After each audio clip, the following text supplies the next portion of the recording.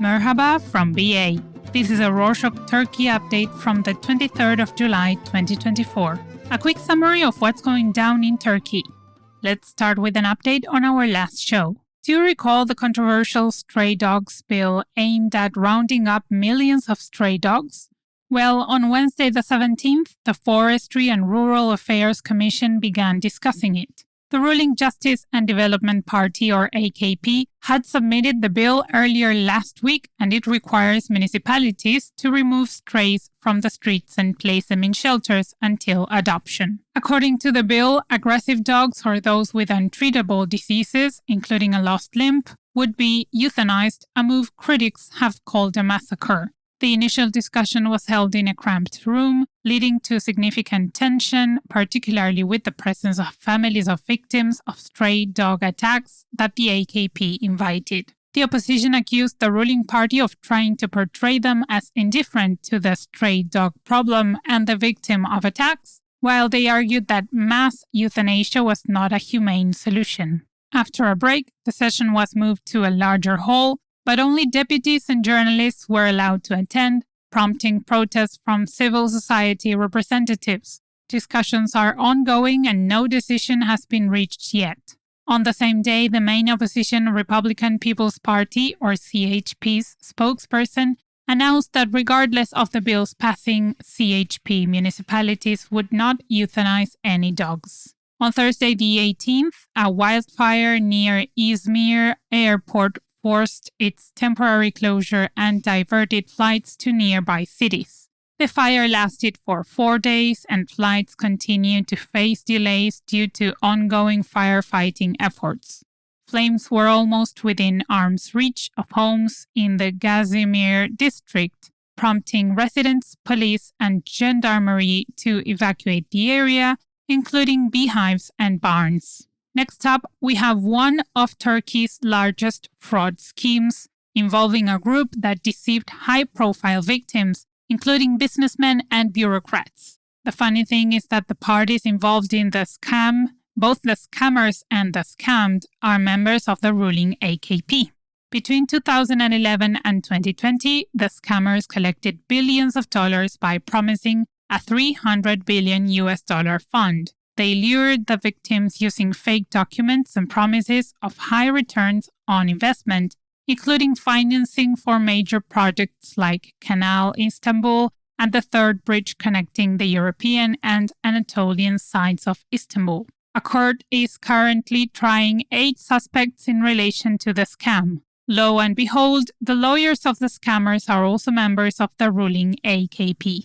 Moving on Saturday the 20th, Turkish Cypriots celebrated 50 years since Turkey's military operation in northern Cyprus. Following Turkey's operation, Cyprus was divided in half, with Turkish Cypriots in the north and Greeks in the south.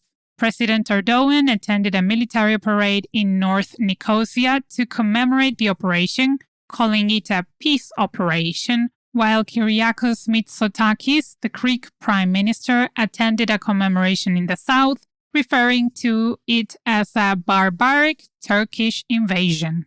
Erdogan stated that the operation saved Turkish Cypriots from cruelty and called for renewed negotiations, though peace talks between the two countries remain deadlocked. Greek Cypriots seek reunification, while Turkish Cypriots want a two-state solution. Cyprus has been divided since 1974. However, no country other than Turkey recognizes Northern Cyprus as a separate country. On Monday the 22nd, Greece's Coast Guard denied allegations from the Turkish Defense Ministry about conducting pushbacks, an illegal practice where migrants are forcibly returned to another country without proper legal procedures. Turkey's Defense Ministry posted a video on Twitter claiming a Greek Coast Guard vessel pushed a migrant boat into Turkish waters. Turkey stated their Coast Guard rescued the migrants. Greece responded, asserting that the operation was to prevent illegal entry into Greek waters. Greece, a key entry point to the European Union for migrants, faces allegations from 8 groups of illegal pushbacks at its borders. You can check out the video by following the link in the show notes. The Artuklu district municipality in Mardin, led by the pro-Kurdish People's Equality and Democracy or DEM party, faced foreclosure due to debts from 2011. On Thursday the 18th, co-mayors elected in 2024 stated that foreclosure officers arrived to seize assets. The co-mayors revealed the municipality had 170 million liras or $5 million in debt. They pledged to pay creditors without disadvantage and vowed to continue serving their district even from a tent if necessary. Aydin Unal, a columnist for a pro-government newspaper who also prepared speeches for President Erdogan, stated that Syrian refugees are not a burden but rather a benefit to Turkey. He claimed that Syrian refugees help prevent the assimilation of Turkish identity, adding, quote, "A Muslim Syrian is more one of us than an atheist who claims to be Turkish," unquote. His words caused outrage among citizens. Many slammed his words for violating Turkey's secular stance, and others criticized his words for being separatist.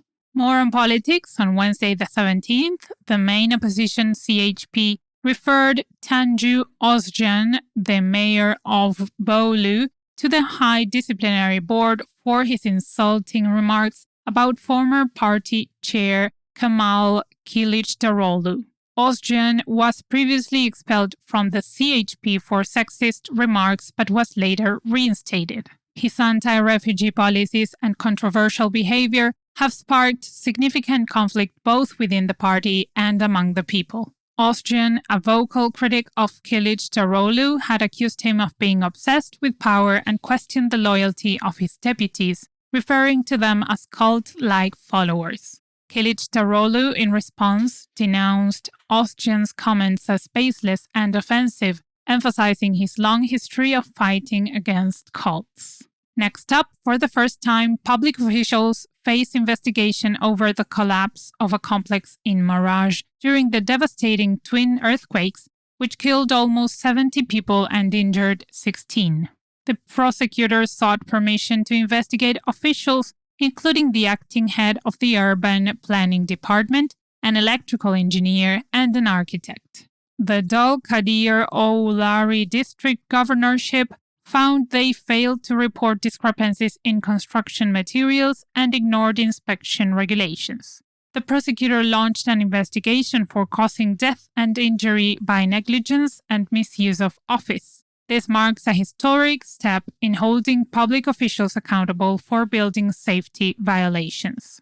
On Wednesday the 17th, an administrative court suspended Afyon Municipal Council's decision to raise the marriage fee for immigrants to 10,000 liras, around $300, a 25-fold increase.